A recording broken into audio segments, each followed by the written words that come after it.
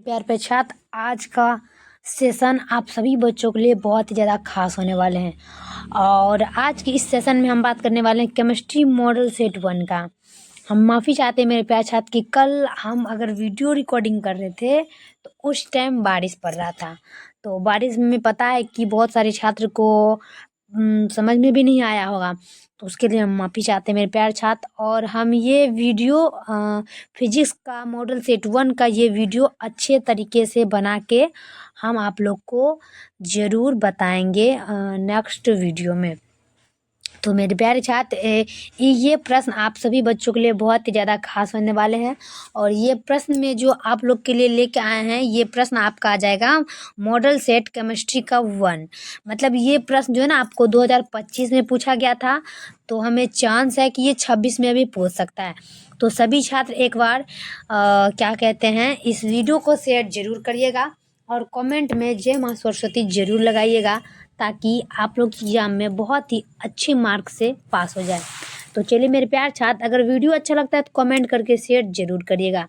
तो मेरे प्यार छात्र, इस वीडियो को स्टार्ट करते हैं। प्रश्न नंबर 1 में देखते हैं कि निम्नलिखित में कौन ऑस्ट्रेलीय ठोस पदार्थ है। कि निम्नलिखित में कौन अक्रिस्टलीय ठोस पदार्थ है।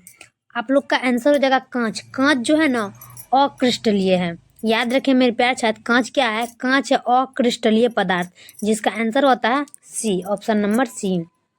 चलिए अगला देखेंगे 2 का।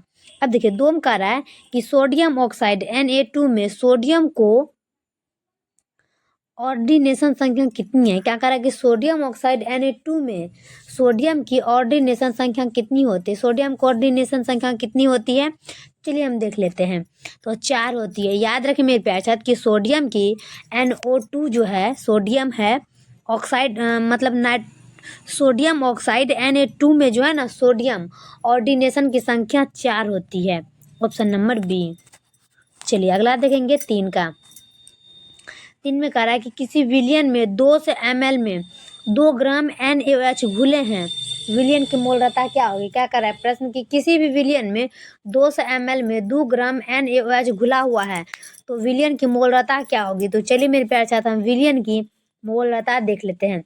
अब 3 की बात कर ले तो 3 का आपका जो 0.25 क्या होगा, 0.25। प्रश्न कहता है कि किसी विलियन में 2 से ml में 2 ग्राम NaOH घुले हैं, तो विलियन की मोलरता क्या होगी, 0.25।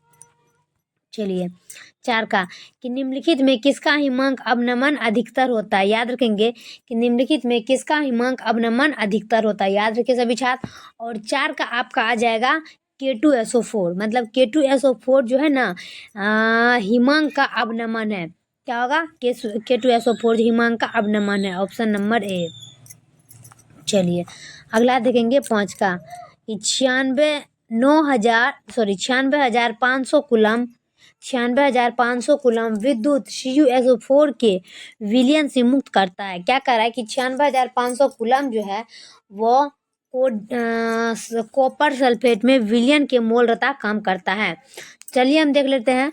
और 5 का आपका जगह 31.75 ग्राम तांबा। मतलब जो है कि 96,500 कूलम में विद्युत CuSO4 के विलयन में कितना मोलरता काम करता है, तो 31.76 ग्राम तांबा, ऑप्शन नंबर बी।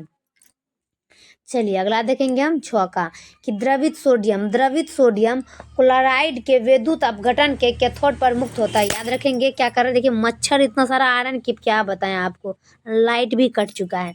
क्या कर रहा है कि द्रवित सोडियम क्लोराइड के विद्युत अपघटन से कैथोड पर मुक्त होता है। तो चलिए मेरे प्यार 6 का आपका जग सोडियम। प्रश्न कहता है कि जो द्रवित सोडियम है वो क्लोराइड के विद्युत अपघटन पर कैथोड पर मुक्त क्या करता है, तो वो सोडियम ही मुक्त करता है। याद रखेंगे ऑप्शन नंबर बी। चलिए 7 में कि किसी अभिक्रिया, क्या कर रहा है कि किसी अभिक्रिया का वेग नामांकित प्रकार से व्यक्त होता है, वेग बराबर K(A²B), तो इस अभिक्रिया की कोटि क्या होगा। कह रहा है कि किसी अभिक्रिया का वेग नामांकित प्रकार से व्यक्त होता है, मतलब किसी भी अभिक्रिया है उसका नामांकित प्रकार से व्यक्त करता है, और उस वेग का जो है ना मान होता है कि Ka²B, तो इस अभिक्रिया की कोटि क्या होगी, 3। याद रखेंगे इस अभिक्रिया की कोटि कितनी होगी, 3, ऑप्शन नंबर बी।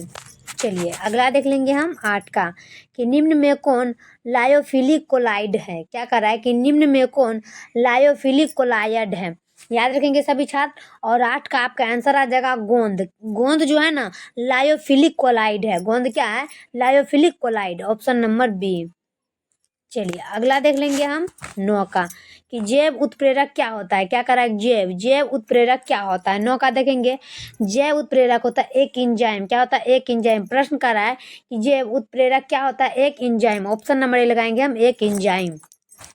चलिए अगला देखेंगे हम 10 का। 10 में क्या कर रहा है कि निम्नलिखित में कौन सा धातु साधारण तापक्रम पर द्रव्य होता है। क्या कर रहा है, निम्नलिखित में कौन सा धातु साधारण तापक्रम पर द्रव्य होता है। 10 का देखेंगे मेरे प्यारे छात्र, और 10 का आपका आंसर पारा। पारा जो है ना साधारण ताप पर जो है ना द्रव्य अवस्था में होता है, तो इसका आंसर आ जाएगा पारा, ऑप्शन नंबर बी।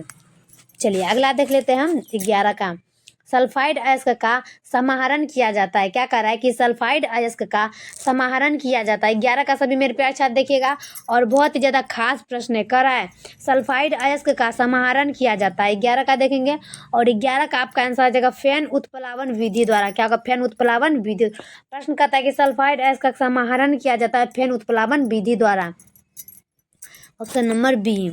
चलिए अगला देखते हैं हम 12 का, कि XeF4 का आकार क्या होता है। XeF4 का आकार क्या होता है, याद रखेंगे कि XeF4 का आकार हो जाता है रक्वायर प्लेनर। क्या होगा, रक्वायर प्लेनर, याद रखेंगे, ऑप्शन नंबर बी।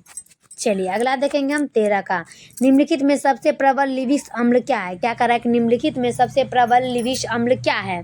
13 का देखेंगे, बहुत ही ज़्यादा खास प्रश्न कर रहा है कि निम्नलिखित में सबसे प्रबल लिविश अम्ल क्या है। 13 का देखना है, और 13 का आपको हो जाएगा Bl3। क्या होगा, लिविश अम्ल क्या है, Bl3, ऑप्शन नंबर डी। क्या हो जाएगा कि निम्नलिखित में सबसे प्रबल और लिविश अम्ल हो जाएगा आपका Bl3, ऑप्शन नंबर डी। चलिए अगला देख लेंगे हम 14 का, कि H3PO4 क्या है। H3PO4 क्या है, याद रखेंगे, H3PO4 जो है द्विभस्मिक अम्ल है। क्या होगा, H3PO4 क्या है, द्विभस्मिक अम्ल, ऑप्शन नंबर बी। चलिए अगला देखेंगे हम 15 का, निम्न में से हरा थोथा क्या कहते हैं। निम्न में से हरा थोथा किसे कहते हैं, याद रखेंगे, ये प्रश्न पूछेगा कि निम्न में से हरा थोथा किसे कहते हैं। FeSO4 × 7H2O को, मतलब कह रहा है कि FeSO4 × 7H2O को हम हरा थोथा से सूचित करते हैं, ऑप्शन नंबर ए। ये सूत्र है हरा थोथा का, FeSO4 × 7H2O। 16 का, कि किस ग्रुप में तत्वों को संक्रमण तत्व कहा जाता है। कि किस ग्रुप के तत्वों को संक्रमण तत्व कहा जाता है। 16 का देखेंगे, और 16 का होगा डी ब्लॉक। क्या कह रहा है कि किस ग्रुप के तत्वों को संक्रमण तत्व कहा जाता है, D block, option number C लगाएंगे, डी ब्लॉक। चलिए अगला देख लेंगे हम 17 का, निम्नलिखित में कौन सी धातु प्राकृतिक में मुक्त अवस्था में पाई जाती है। प्रश्न कर रहा है कि निम्नलिखित में कौन सी धातु प्राकृतिक में मुक्त अवस्था में पाई जाती है। 17 का देखेंगे, और 17 का आपका आंसर क्या आ जाएगा, 17 का आंसर आ जाएगा सोना। सोना जो है मुक्त अवस्था में पाई जाती है, ऑप्शन नंबर डी। चलिए अगला देखेंगे हम 18 का, K4FeCN6 क्या कह रहा है, K4FeCN6 क्या है। 18 का देखेंगे, K4FeN6 क्या है। 18 का आपका आंसर जटिल लवण। क्या होगा, जटिल लवण। प्रश्न कर रहा है कि K4FeCN6 क्या है, जटिल लवण, ऑप्शन नंबर बी। चलिए अगला देख लेंगे हम, अगला आपका आ जाएगा 19 का, इथेन में कार्बन का संकरण क्या है। इथेन में कार्बन का संकरण क्या है, 19 का देखेंगे, इथेन में कार्बन का संकरण क्या है, याद रखेंगे। 19 का आपका आ जाएगा sp3। क्या होगा, sp3, ऑप्शन नंबर ए लगाएंगे, sp3।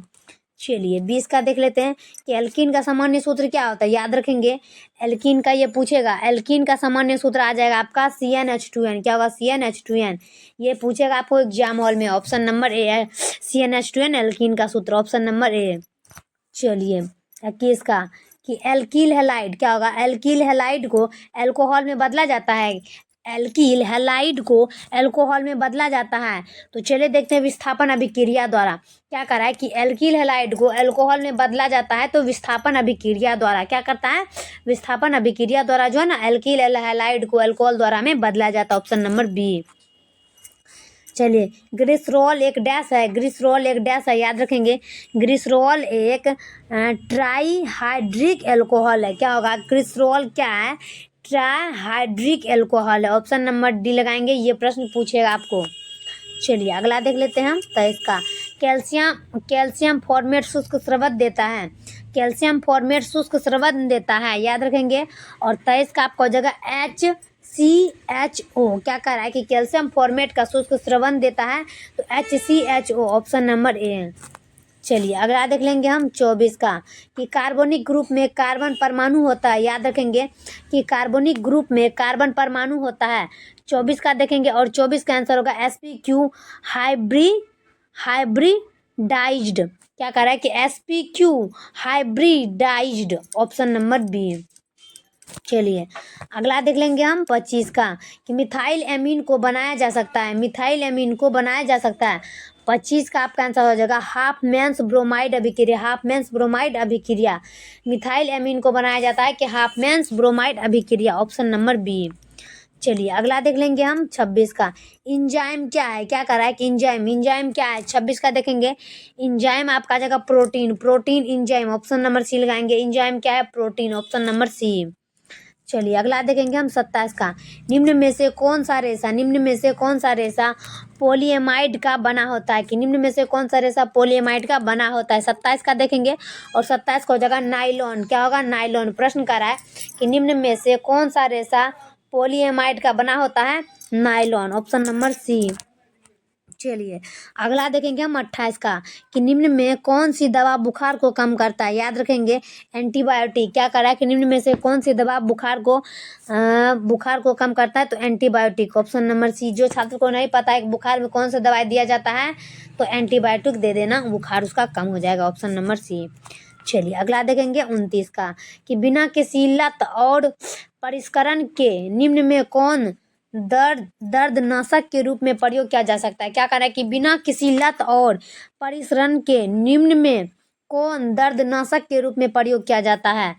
इसका हो जाएगा एन एसिटिक पेरा एमोनोफिनोल, ये एक जो है ना मिसाइल का रहा है कि एन एसिटिक पेरा एमिनोफिनोल, ऑप्शन नंबर बी।